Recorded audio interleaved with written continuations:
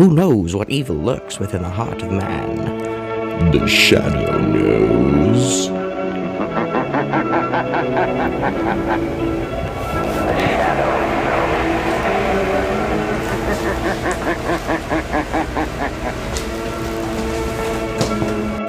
Shadow, also referred to as Rokkr, Thurs, your subversive archetypes. We see this in every mythology, every story, every bit of lore. There is not a single movie, story, any kind of media, everything will have shadow in it. It is that ingrained in us, lore-wise. The Irish Celtic, you have the Fomorians. In the Greek, you have the Titans. And of course, in the Norse, you have the Jotnar, singular Jotn. These are chaos, right? So you have chaos and you have order. The gods are order. The gods are figures of order. Very often in primordial creation stories, you have a figure of chaos, like Tiamat in the Babylonian, Ymir in the Norse, even Purusha in the Vedic, which I didn't know about until I researched for this video. You also will very often have a chaotic water involved, but these creatures end up getting slain or turned into the world as we know it, or worlds in the case of the Norse. You have order, the gods, Odin, Vili, Ve, who slay Ymir, the chaos, and then turn the chaos into order. And this is a theme in everything. Watch a Disney movie, it's in there. Scar to Simba, Maleficent to what's-her-face, the evil queen to Snow White. Comic books, Lex Luthor to Superman, the Joker to Batman, or any of their villains really. Those are just their arch nemeses. Zoom to Flash.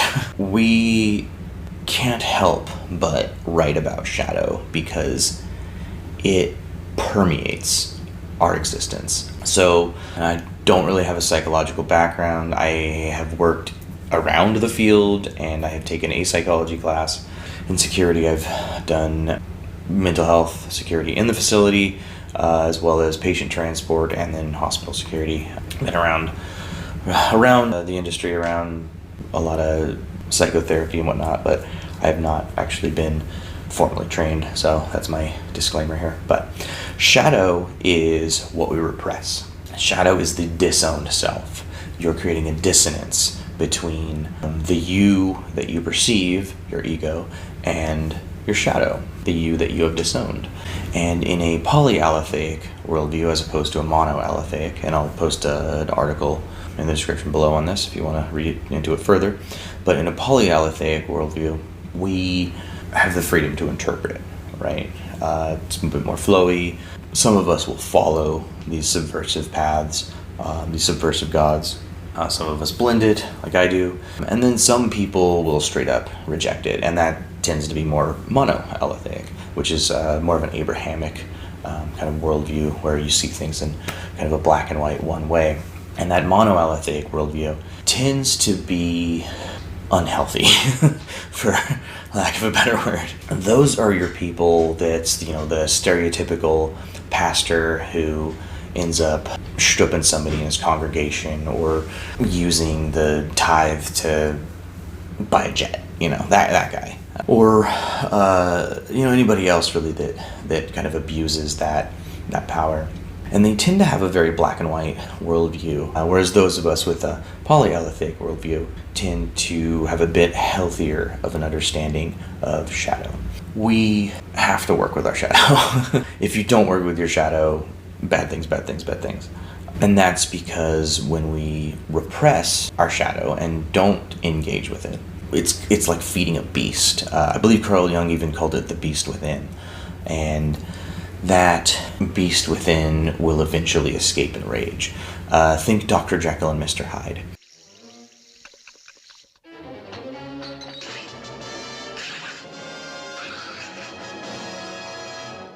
That, more than a lot of other stories, is pretty definitive of what shadow is. So Dr. Jekyll, fine, upstanding dude who's status quo and all that, and then Mr. Hyde, kind of disheveled and hairy and murder the things, and he does actually end up killing people in the story.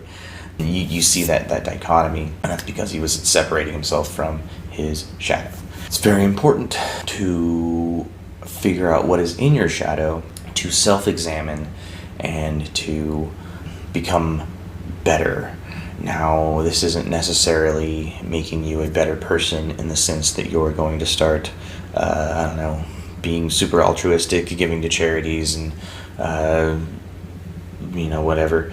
And this means you are becoming better, as in you're becoming your more authentic self. That being said, shadow work is constant. We never stop having a shadow. There's a term in psychology called projection, and that is when you see somebody and you project some of your negative qualities onto them. This is very often the shadow. This is the stuff that you, growing up during the formation of your superego, put in that this is bad category. If you're unfamiliar with superego, you have your superego, your id, and your ego. Your ego is your perceived self. Superego is what you believe is right and what you need to do, what you should do. And then id, which most of us are more id than anything, is what feels good and reducing as much pain as possible. This is your more primal monkey brain self, even lizard brain self, really. The superego is order, whereas the shadow is chaos, and it can tie in with the id, but it's not necessarily the id. But we'll go through the id because it can be emotion, it can be explosive, it can manifest in negative behavior that is emotional, is primal, things that come up and you don't necessarily know why.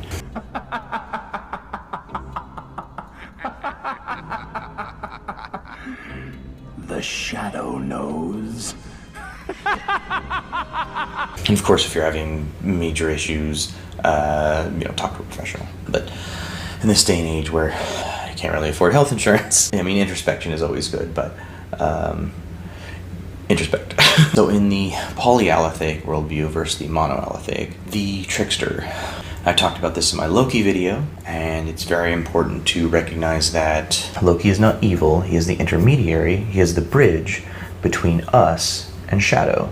That's common with tricksters. They are the ones that show us our hard truths. Think Lokasena. Lokasena, which I think I mentioned this in my Loki video, is Loki going around giving the gods hard truths, having them face their shadow, really. And those hard truths are us facing our bias. So we all have biases. It's natural. It's part of human survival. A lot of psychological things, even the counterintuitive ones, are based on stuff we needed to survive back in caveman days and even after that. Some of them still help us survive today. But as we begin to understand a little bit more, we can kind of redirect human nature. And I talked about this in my Othr video, is you don't want to stop human nature, right? That's part of that monoaletheic understanding, is you will stop growth. You'll be like, nope, that is bad. I need to be pious and, kind of go in this hard direction. That almost like paladin-like mindset. Whereas with polyaletheic worldviews, we tend to be a bit more smooth, a bit more adjusting. In working with, these trickster archetypes, these subversive archetypes, which aren't always the same, we begin to accept our shadow and accept who we are and find the parts that we want to engage with as opposed to stagnate. So who has a tendency to follow subversive archetypes, right? So Rokkr and Thirst and other left-hand paths tend to be darker. They tend to have an anti-status quo philosophy.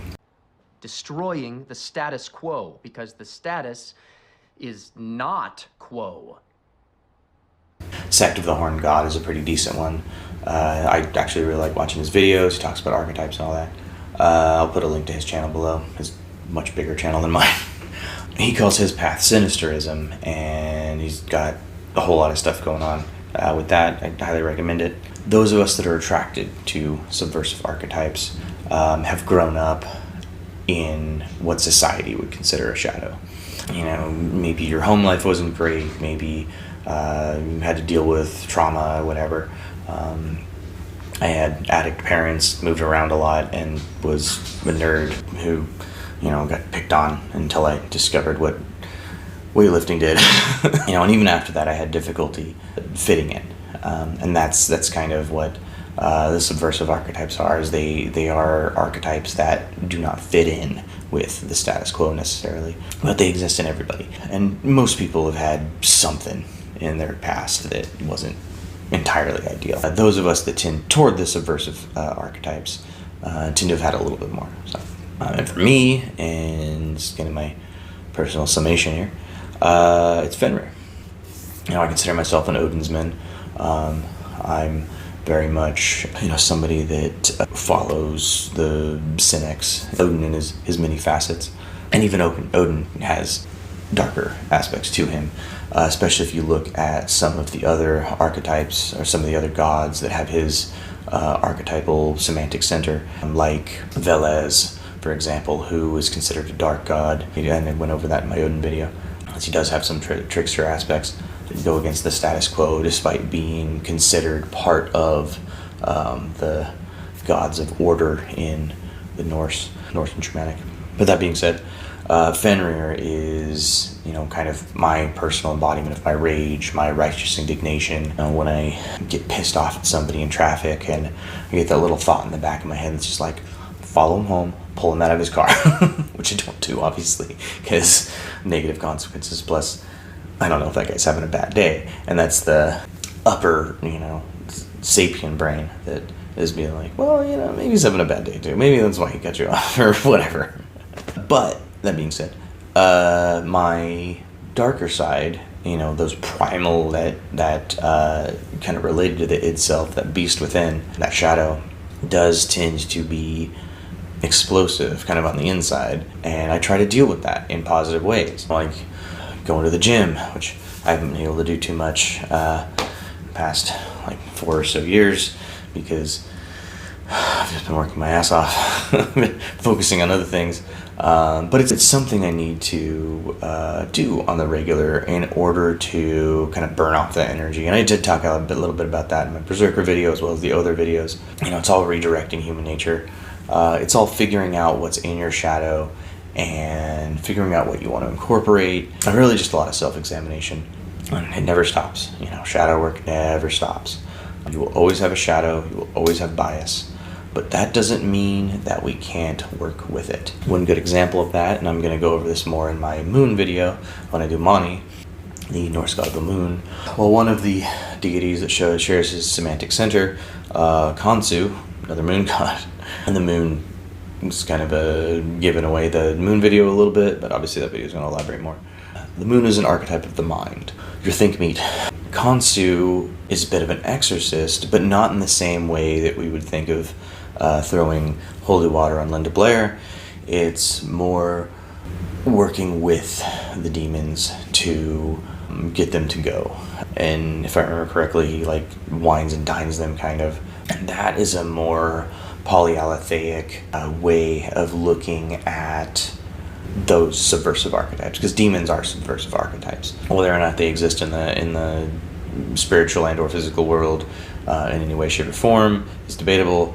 No physical evidence, but they are subversive archetypes. You know, very often the word demon is a label we put on our more negative aspects. You know, talking about somebody who has demons, right? That's a euphemism for somebody that has a lot of negative qualities that they need to deal with. And that's what Khonsu does, you know. He's dealing with those negative aspects. He doesn't always inhabit Marines with mental health issues that have to fight crime. So that's the thing. That's kind of what Shadow is, you know. That's kind of what the Trickster does, actually. That's us facing our anger and our fear and all that stuff. You know, the 6 red lights that you hit on the way to work when you're late, that can be attributed to Loki, but what lesson do you need to learn there? Probably you should get up fucking earlier. No, I should. When I say the gods are within us all, what I mean is that myth reflects us. Shadow, again, shadow exists in everything. Looking at the lore, that is a greater psychology. Everything stems from psychology. Your mind is telling your hand what to write or type. The stories we tell, that's all reflective of our inner psychology. And we have to deal with our shadow. We have to work with it and figure it out. Some of those subversive archetypes in our religious praxis, in our practices, in our path, we should look at what bothers us, what viscerally bothers us, and think, okay, why does that viscerally bother me? What about that thing pisses me off, and why? Is there something in my past? Is there something about me? One exercise that I read while doing research for this video was imagining somebody that pisses you off. Close your eyes, imagine somebody that pisses you off, and just kind of have a mental conversation with them, and then ultimately realize that in your head you are having a conversation with yourself. Those are aspects of you that you dislike. And that's probably not 100% accurate, but it's stuff you got to deal with. Otherwise that beast gets huge and will end up consuming you, and then you will be a person that you do not want to be.